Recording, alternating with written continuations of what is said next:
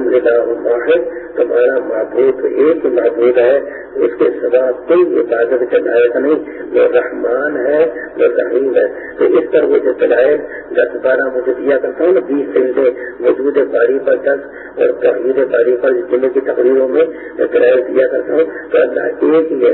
حضرت علیہ الرحمٰن نے فرمایا کہ دیکھو دو خدا اگر مانے جائیں، دو خدا اگر مانے جائیں تو حضرت نے جو دلیل بیان کی ہے نا، کہتے ہیں ایک خدا نے ایک ارادہ کیا کہ آج میں نے یہ کرنا ہے 12 بجے، تو دوسرا خدا کیا طاقت رکھتا ہے کہ اس کے خلاف ارادہ کر سکے؟ کیا طاقت رکھتا ہے یا نہیں؟ اگر آگے نہیں اس میں طاقت نہیں، تو طاقت نہیں تو پہلے ہار گیا، تو جو ہار گیا وہ خدا نہ رہا۔ اور اگر طاقت رکھتا ہے کہ اس کے خلاف ارادہ کرے، تو اللہ نے کہا کہ آج میں نے یہ کام کرنا ہے، اور دوسرے خدا نے جو اس کے خلاف ارادہ کرنے پر قادر ہے تو اپلاً اس نے ارادہ کر دیا، تو کہا یہ کام میں نے نہیں ہونے دینا۔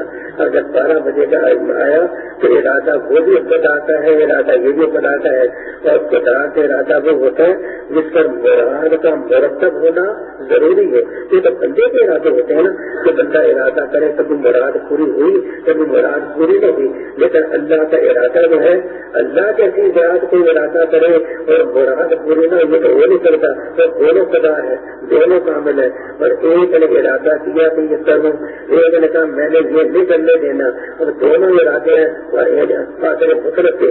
جب قادر مطلق کے ہوئے تو مراد کا مرتب ہونا دونوں کے لیے ضروری ہے۔ تو اس کام کا مطلب ایک نے کہا میں زید کو پیدا کروں گا 12 بجے، دوسرے نے کہا میں زید کو پیدا نہیں ہونے دوں گا۔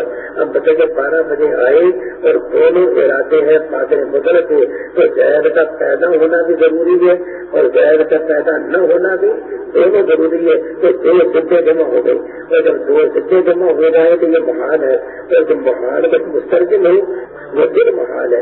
اس لیے ماننا پڑے گا کہ 2 خدا ہو ہی نہیں سکتے، ایک خدا ہے 2 خدا نہیں ہو سکتے۔ اور اگر 2 خدا ہو تو یہ کہ عالم کے کارخانے کو چلانے کے لیے کیا ایک کافی نہیں؟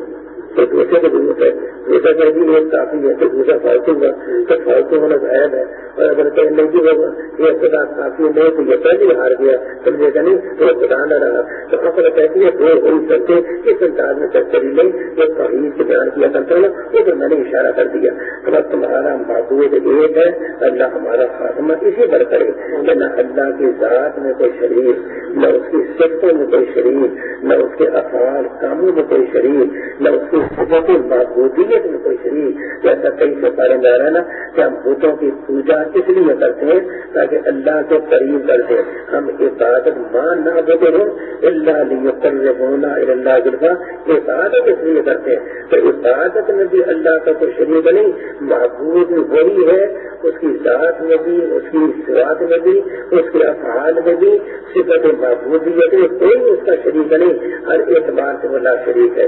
الہ الا واحد، اس کے سوا کوئی عبادت کا لائق نہیں، وہ رحمان ہے اور وہ رحیم ہے۔